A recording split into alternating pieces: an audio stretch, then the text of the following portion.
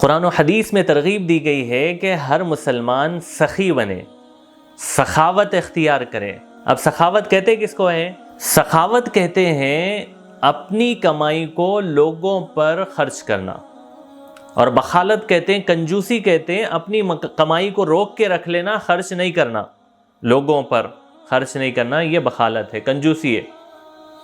اب اللہ کہہ رہے ہیں قرآن میں، اور آپ علیہ السلام کہہ رہے ہیں کہ ہر مسلمان سخی بنے، وہ اپنی کمائی کو لوگوں پر خرچ کرے، اس لیے قرآن و حدیث میں ترغیب دی گئی ہے۔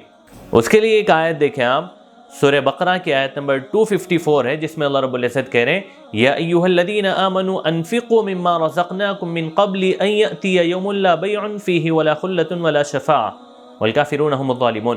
اللہ اس آیت کے اندر کہہ رہے ہیں اپنے مال کو اس دن کے آنے سے پہلے اللہ کے راستے میں غریبوں پر، یتیموں پر، مسکینوں پر، بیواؤں پر خرچ کر دو، کیونکہ اس دن نہ کوئی سودا کام آئے گا، کوئی بزنس نہیں ہوگا کہ تمہارے پاس مال ہی نہیں رہے گا، ہمارے پاس مال دے کر نیکیاں خرید سکو، نہیں ہو سکے گا، اور کوئی دوستی وہاں پر کام نہیں آئے گی، اور اللہ کی اجازت کے بغیر کوئی سفارش نہیں کر سکے گا، ولا بیع ولا خلۃ ولا شفاعۃ، تین چیزیں بھی نہیں ہوگی جس سے ہم دنیا میں بچ جاتے ہیں، کبھی پیسے دے کے بچ جاتے ہیں، کبھی کسی کی سفارش سے بچ جاتے ہیں، کبھی جو ہے یعنی کوئی ڈیل سے بچ جاتے ہیں، لیکن وہاں پر کچھ نہیں ہوگا، وہاں پر دوستی بھی کام نہیں آئے گی۔ تو اس دن کے آنے سے پہلے مال کو اللہ کے راستے میں خرچ کر کے سخی بن جائے آدمی، اور آخرت میں ہم اللہ کے عذاب سے، پکڑ سے بچ جائیں۔ ترغیب دی جا رہی ہے اس آیت کے اندر کہ سخی بنو، چونکہ مال اللہ نے دیا ہے، اس کا شکر ادا کرنا ہم پر ضروری ہے۔ شکر ادا کرنے کا طریقہ ایک ہی ہے کہ زبان سے ہم بولیں کہ اللہ نے ہمیں بے نیاز بنا دیا، مال دیا ہے۔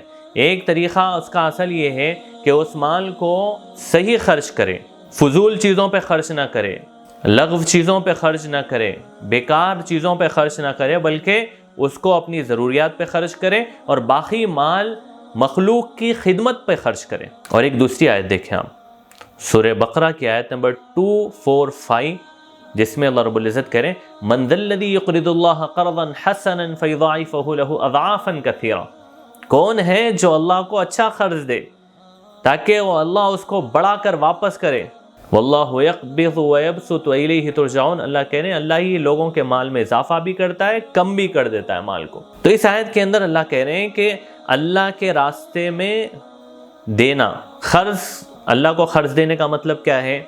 مال کو اللہ کے راستے میں خرچ کرنا۔ قرض اس وجہ سے کہا گیا کہ قرض چونکہ ایسا ہوتا ہے جس کی واپسی ضروری ہوتی ہے، تو جو اللہ کے راستے میں دیتا ہے اللہ پاک دنیا میں اس کو واپس 10 ٹائمز ایکسٹرا کر کے، اس کو ڈبل کر کے، دوگنا کر کے واپس دیتے ہیں، اور آخرت میں تو بہت ملنے والا ہے آخرت میں تو۔ اچھا، جب آدمی مال دیتا ہے نا کسی بھی مصرف میں، کسی بھی جگہ جہاں پر مال خرچ کرنے کی ہماری جب دیتے ہیں، تو ہمارا کیلکولیشن ہوتا ہے کہ مال کم ہو رہا ہے۔ جیسے ہم نے 10,000 میں سے 1,000 روپے اللہ کے راستے میں دے دیے کسی غریب کو، یتیم کو، مسکین کو، بیوہ کو، تو ہمارا کیلکولیشن کیا ہے؟ 10 میں سے 9 ہو گئے۔ اللہ کہہ رہا ہے کہ نہیں، تمہارے مال میں اضافہ ہو رہا ہے۔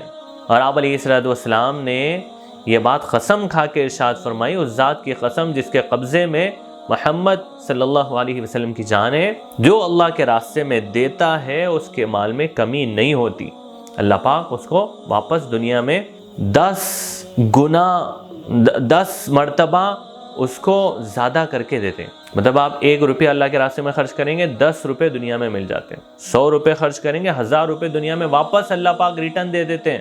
کیوں؟ اللہ کو ہمارے مال کی ضرورت نہیں ہے۔ اللہ قرآن کے اندر سورہ محمد آیت نمبر 38، جس میں اللہ رب العزت کہہ رہے ہیں کہ واللہ الغنی وانتم الفقراء، اللہ بے نیاز ہے اور تم فقیر ہو، ہم فقیر ہیں، ہمیں مال کی ضرورت ہے، اللہ کو مال کی ضرورت نہیں ہے۔ اللہ پاک چاہ رہے ہیں کہ ہم اللہ کے راستے میں مال خرچ کریں، تاکہ خرچ کرنے کی وجہ سے جو اچھے صفات ہمارے اندر پیدا ہوں گے وہ ہمارے لیے ضروری ہے۔ کیوں؟ دیکھیں آپ، مال جب خرچ کرتا ہے نا آدمی، تو اس کے ہمارے اندر نرمی پیدا ہوتی ہے، ہمارے اندر جو ہے مال کی محبت کم ہوتی ہے، ہمارے اندر آخرت کا شوق بڑھتا ہے۔ مال خرچ جب کرتے ہیں تو دوسروں کی دعائیں ملتی ہے، جس سے ہماری دنیا آخرت بدل جاتی ہے، ہماری تقدیر صحیح ہو جاتی ہے۔ تو مال خرچ کرنے کے بڑے فائدے، کنجوسی ہماری زندگی سے نکل جاتی ہے۔ تو اس لیے اللہ رب العزت کہہ رہے ہیں کہ مال کی ہمیں ضرورت نہیں ہے، لیکن ہم کو، بندوں کو مال خرچ کرنے کی ضرورت ہے، تاکہ ہمارے اندر وہ خرچ کرنے کی وجہ سے، صحیح راستے پہ خرچ کرنے کی وجہ سے ہمارے اندر اچھے صفات پیدا ہوں۔ اس لیے صحابہ نے اس کو سمجھا تھا۔ دیکھیں جب یہ آیت نازل ہوئی تو حضرت ابو الدحداء رضی اللہ عنہ آپ علیہ السلام کی خدمت میں آئے اور کہا کہ اللہ کے رسول، کیا اللہ رب العزت ہم سے قرض پوچھ رہے ہیں، ہم سے قرض مانگ رہے ہیں؟ تو آپ علیہ السلام نے کہا کہ ہاں۔ تو انہوں نے کہا کہ آپ اپنا مبارک ہاتھ لائیے، میں آپ کے ہاتھ پہ ہاتھ رکھ کے وعدہ کرتا ہوں۔ آپ علیہ السلام نے ہاتھ بڑھایا اور ابو الدحداء نے اسے ہاتھ رکھا اور کہا کہ اللہ کے رسول، میرا جو باغ ہے میں اس کو اللہ کو قرض دیتا ہوں۔ اور ان کے باغ میں جانتے ہیں آپ کتنے درخت تھے؟ فیہا 600 نخلۃ، آپ علیہ السلام کہتے ہیں اس میں 600 کھجور کے درخت تھے۔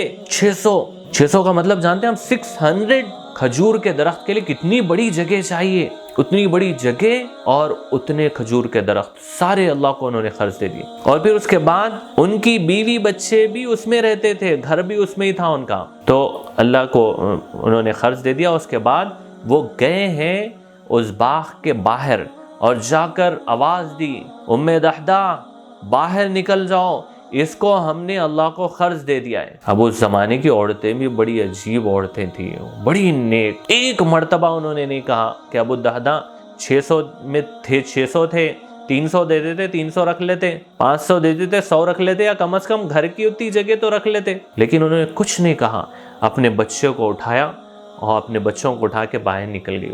یہ شعب الایمان کی صحیح حدیث ہے، حدیث نمبر 3452۔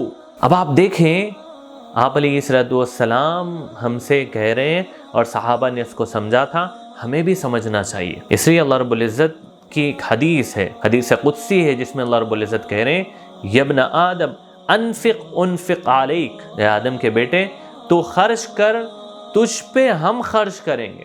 یہ بخاری شریف کی حدیث ہے، حدیث نمبر 4684۔ تو اللہ پاک اس کے اندر کہہ رہے ہیں کہ تم سخی بنو اور تم اللہ کے راستے میں لوگوں پہ خرچ کرتے رہو، اوپر والا ہم پہ خرچ کرتے رہے گا، ہمیں دیتے رہے گا۔